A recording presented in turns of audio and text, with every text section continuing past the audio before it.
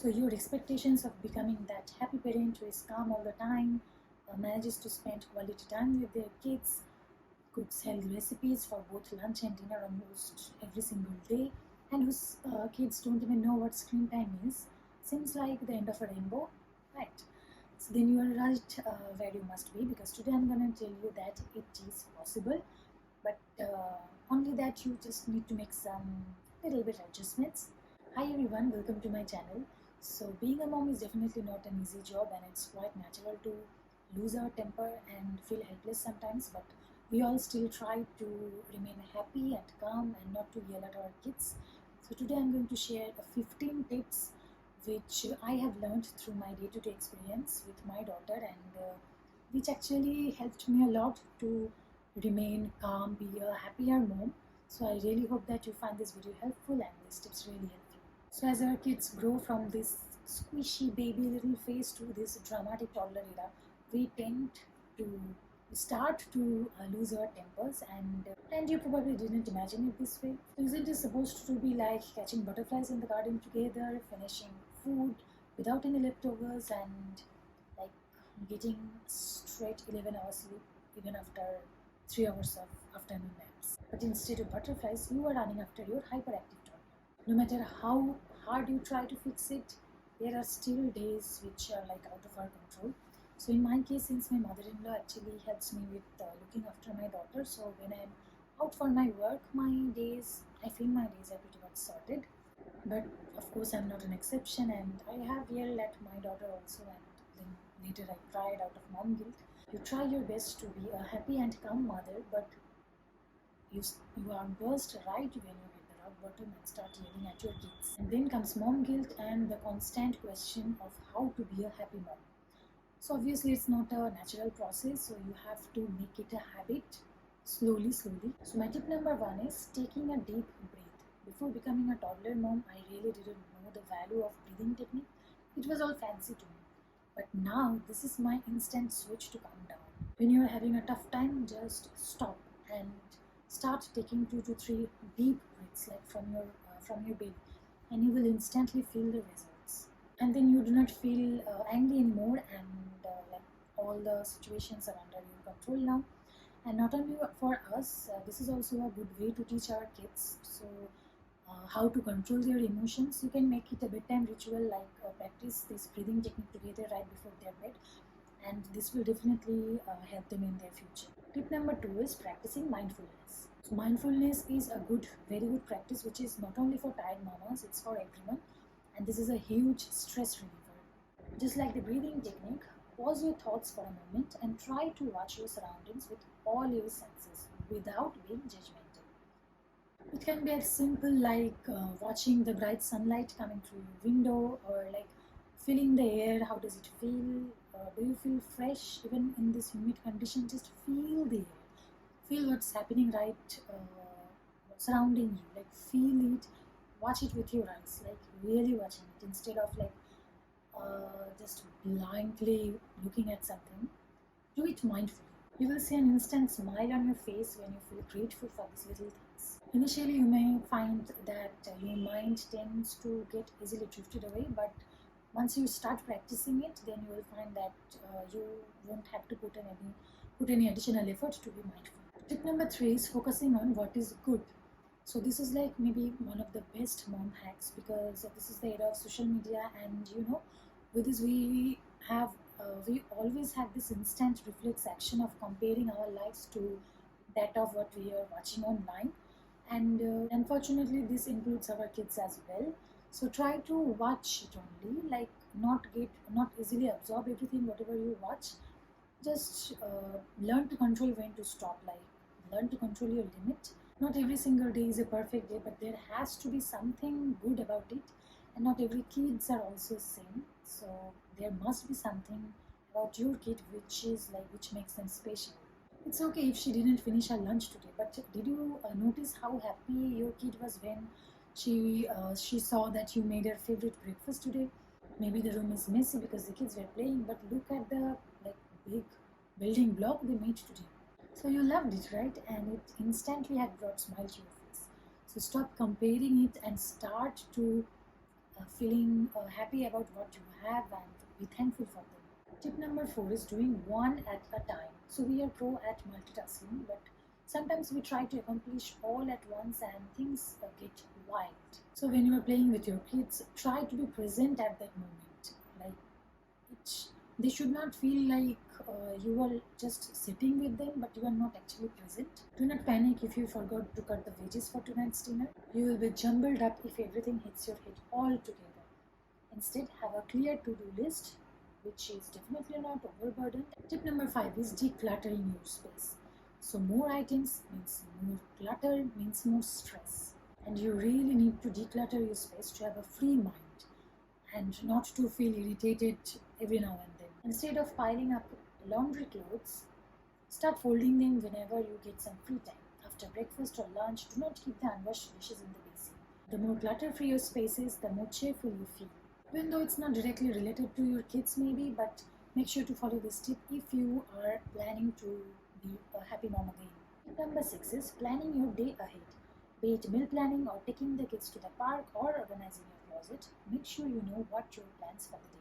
Your days indeed will be unpredictable since you have little kids, but if you have like an overall idea, then you will have a better control over it. I love using planners. I write every single thing I need to do for like a particular day or maybe a week ahead.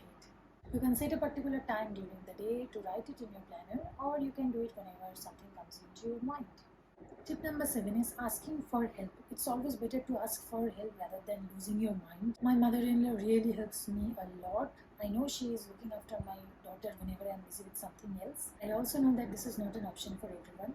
So what you can do is you can ask a family or a friend to come over and look after your kids maybe for some time, or you can send your kids to a friend's house, organize a play date, and do the same favor for the other mom when she needs it as well. Then that way, we work for each other, and it doesn't make you a failure because you are doing this both for you and your kids so that you both can have a quality time together later.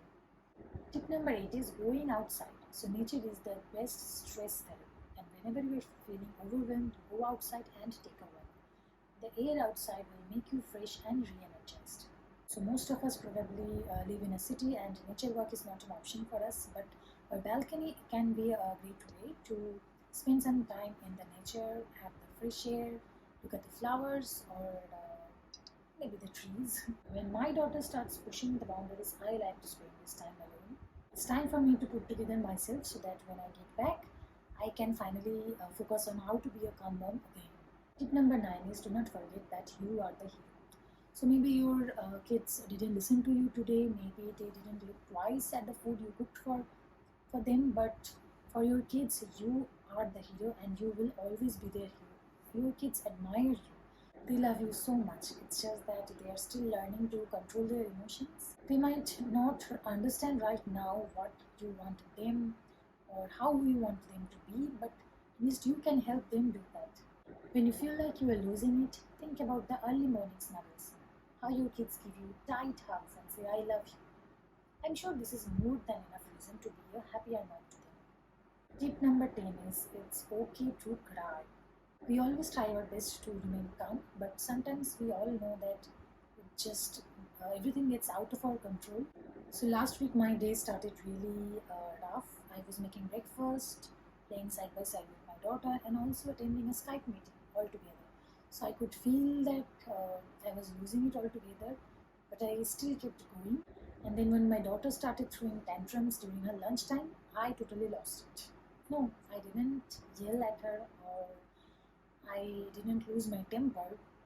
I just started crying. I couldn't control. I started crying right in front of her. So let it out. Let all the built-in emotions out and feel fresh. Believe me, after crying, I felt really good. Tip number 11 is taking rest. If your focus is to be a happy mom, do not forget to take care of your mental and physical well-being. Try some simple and realistic self-care routines for moms that fits well with your daily busy life. You need to feel content and happy to make others happy. We all know that you cannot pour from an empty cup, right? And this is very much related to us moms. You have to look after your family, organize your house, and manage work life all side by side.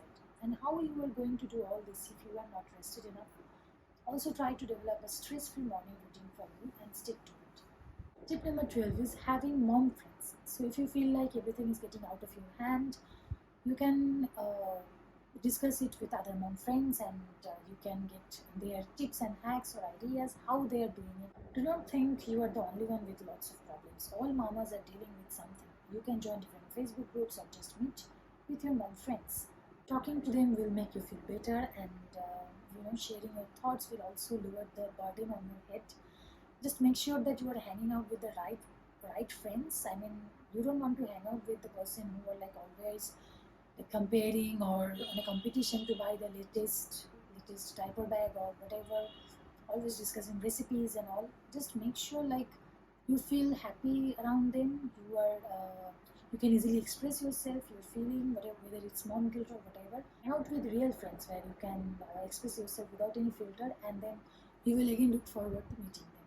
Tip number 13 is setting strict boundaries. So setting strict rules for your kids from a very early age will help them understand what they are permitted to do and what not.